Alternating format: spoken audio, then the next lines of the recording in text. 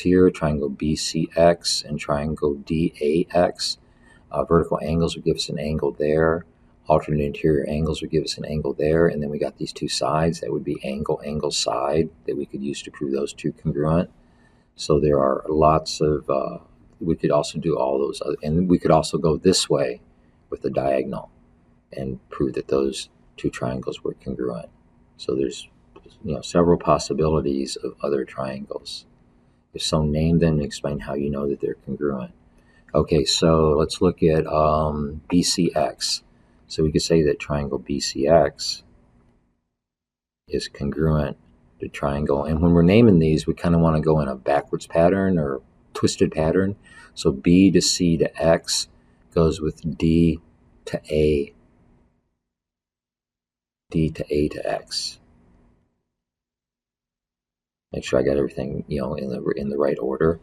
And BCX and this one could be using the vertical angles, could be, and then with alternate interior angles here being congruent, could be an angle, angle, side pattern.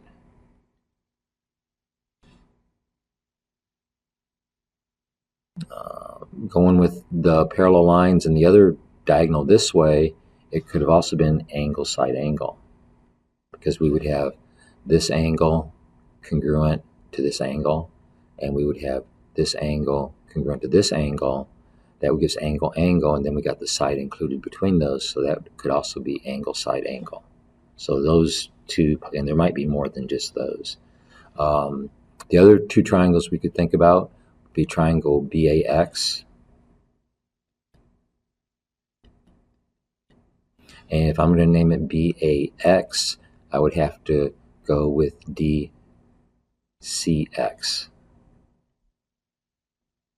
to make sure the matching vertices are in the correct places. And it's probably the same argument. We using the parallel lines with the transversals, we would have angle and angle there, where alternate interior angles from each one of those sides. That would be an angle, side, angle. And then again, using the vertical angle would give us an angle, angle, side.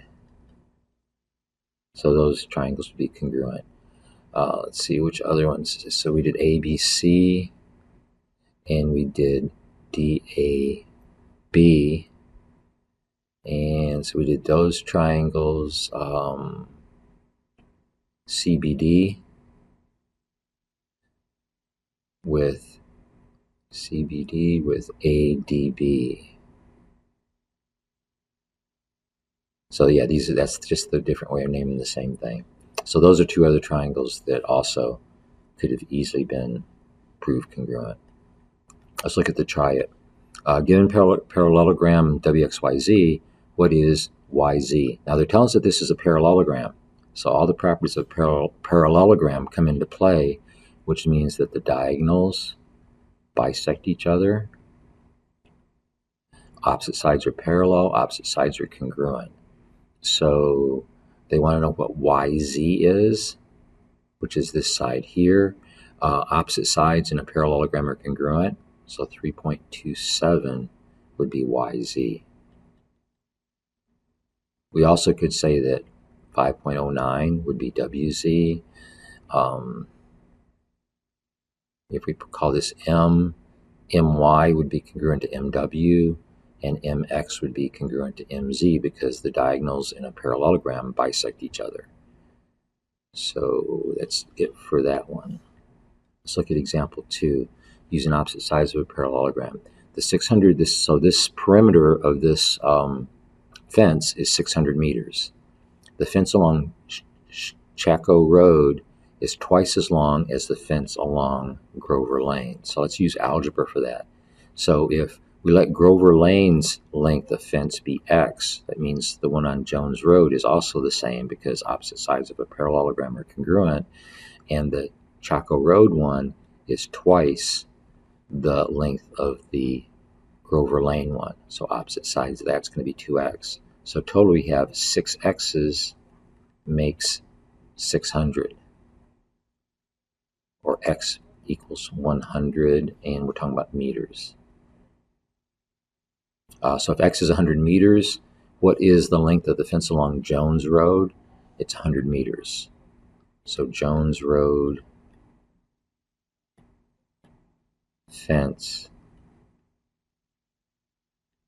is 100 meters. It's a little bit more than a football field in terms of length. So these are pretty good size, a lot of fence there. Okay, let's look at tried example 3. We want to know what the measure of A and C are. Now, in a parallelogram, opposite angles are congruent, along with all the other stuff that we should know about parallelograms now. Opposite sides congruent, opposite sides parallel, diagonals bisecting. So this needs to be 114 degrees here. And with the parallel lines, if we just do these two parallel lines here, which are opposite sides of this parallelogram, same side interior angles need to be supplementary. So if we do 180 take away 114, we get 66. And opposite angle, C also has to be 66. So we can see, like, if we did parallel lines this way, with this being the transversal, we have same side interior angles. They have to be supplementary in that direction. And then using the parallel lines, the horizontal parallel lines, with one of those sides being the transversal, we have same side interior angles being supplementary. So measure of angle A and measure of angle C equals 66. And that's from same side interior angles are supplementary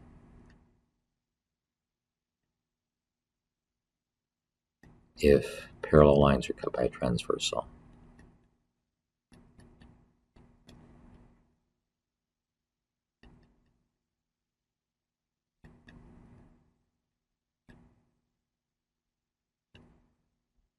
Okay, so part A, what is the measure of angle B? Angle B is going to be 114 because that's an opposite angle to angle D, which they tell us is 114. So measure angle B equals 114.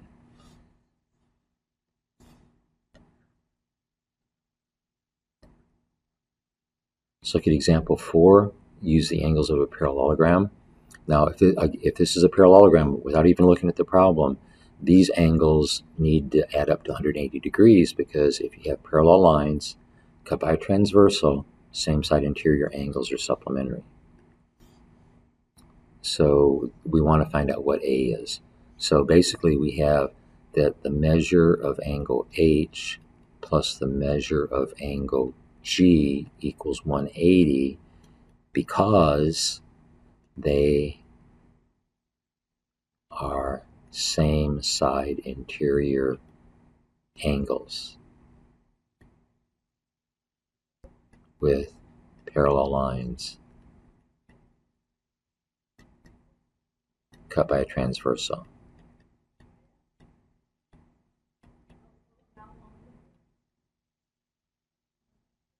So substituting in A plus 5 for H and 8A minus 5 for G, together they have to equal 180 since they're supplementary. Combining like terms, 9 A's and the plus 5 minus 5 cancels out. 9 A's equals 180. A is going to be 20. And now it wants to know what the measures are for part B. So angle G is going to be 8 times 20 take away 5. That's going to be 160 take away 5, which is 155. Angle H is going to be its supplement, which is going to be 25. We could also check that out. 20 plus 5, if we put 20 in for A, gives us 25. Angle J is going to be the same as angle G because it's an opposite angle. That's going to be 155. And angle K is opposite angle H, so that's also going to be 25. And we can, go different ways. Each direction we go, those are same side interior angle pairs. They all have to add up to 180 degrees.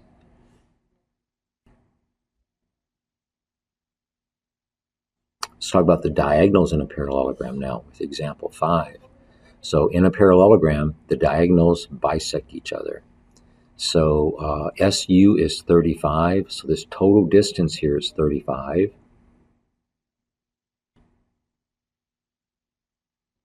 And KT is 19. What is SK? Now, this RT diagonal bisects the SU diagonal and vice versa. The SU diagonal bisects the RT diagonal. So these pieces are congruent to each other, and K is actually the midpoint of each one of these segments, RT and SU, which are the diagonals. So if KT is 19, RK is going to be 19.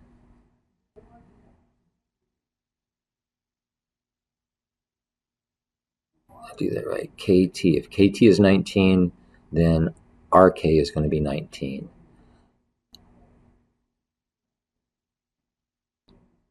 SU is 35. Now, if SU is 35, SK is going to be half of 35. It's going to be 35 over 2, which is 17 and a half.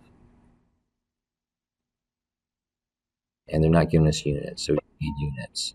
So SK, the distance from S to K, is half of the total distance of that diagonal, which is 17 and a half.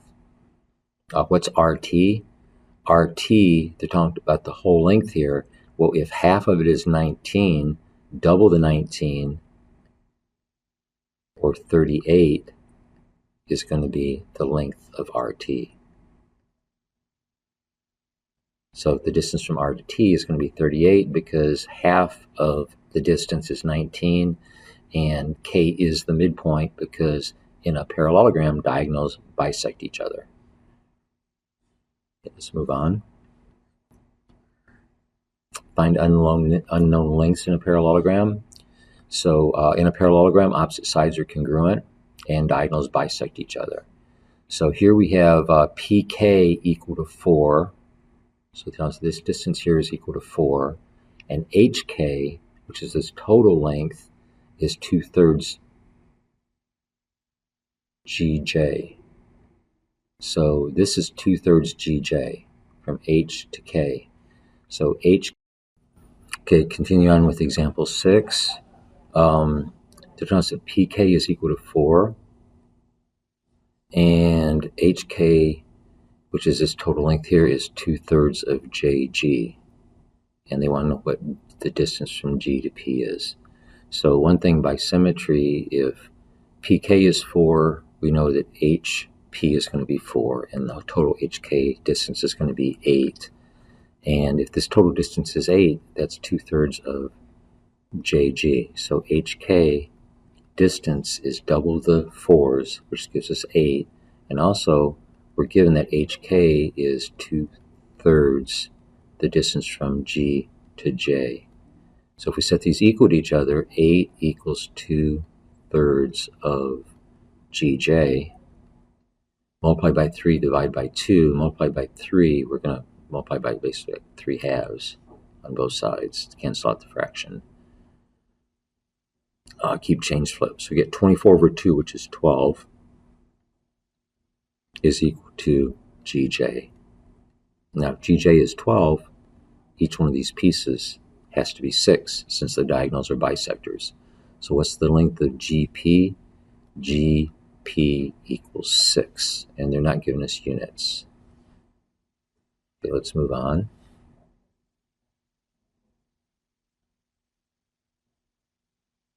Okay, do you understand? Do you know how? Let's look at this. What are the relationships of the sides, angles, and diagonals of a parallelogram? Okay, so we have opposite, sides, congruent, and parallel. It's a symbol for parallel. Opposite, angles, congruent, diagonals, bisect each other.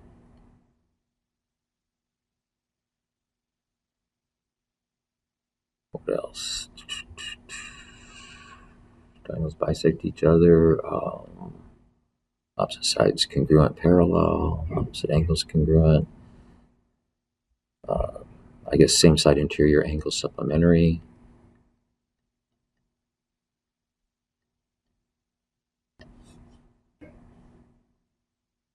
And so we got opposite angles congruent. We got this angle and this angle are supplementary because they're in between the two parallel sides, and so on. Okay, number 2, error analysis. What's Pablo's error? See, he said PR is congruent to QS. PR congruent to QS. PR and QS are only going to be congruent in a square or a rectangle. So if this was a rectangle, or square, then the diagonals would be congruent. So the diagonals bisect, but are not congruent.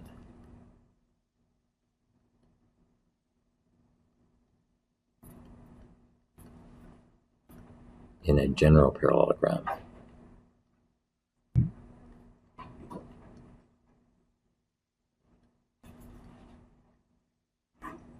So unless it's a more special type of parallelogram, we don't know that the diagonals are congruent. So look at number 3. If you knew the length of DF in this parallelogram, how would you find the length of DK? Well, DK is going to be 1/2.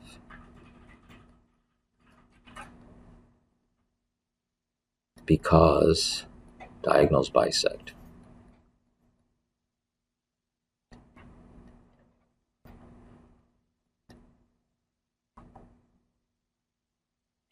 Which makes K a midpoint.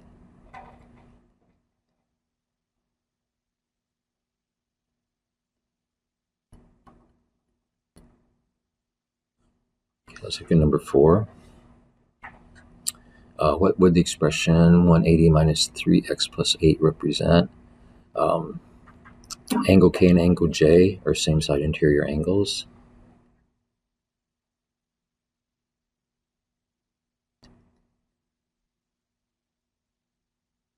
So must add to 180.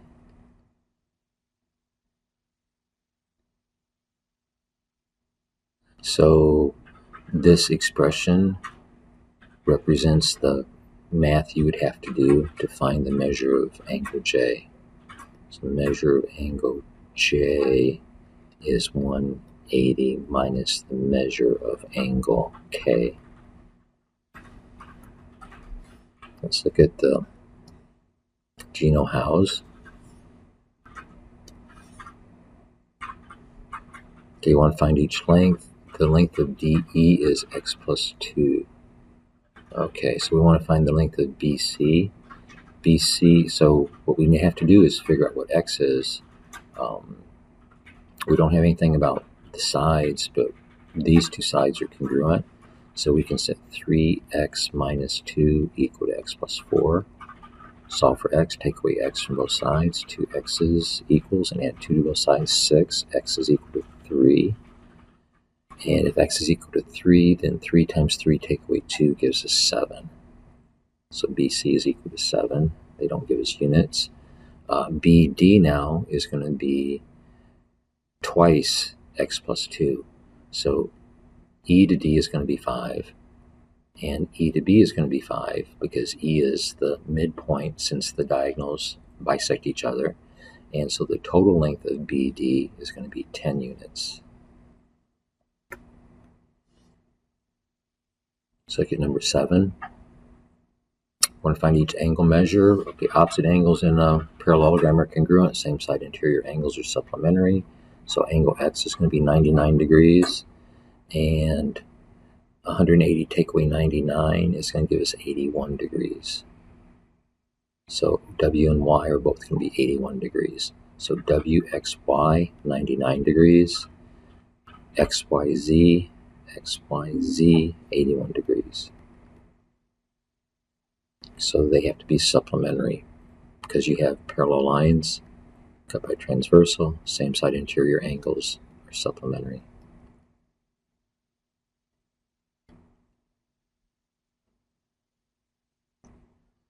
Okay, let's look at number 9 and 10. Okay, they want us to find out what EJ is. If JG is 5, then EJ has to be 5 because J is the midpoint. And if FJ is 4, JH also has to be 4, again, because J is the midpoint, because the diagonals bisect each other.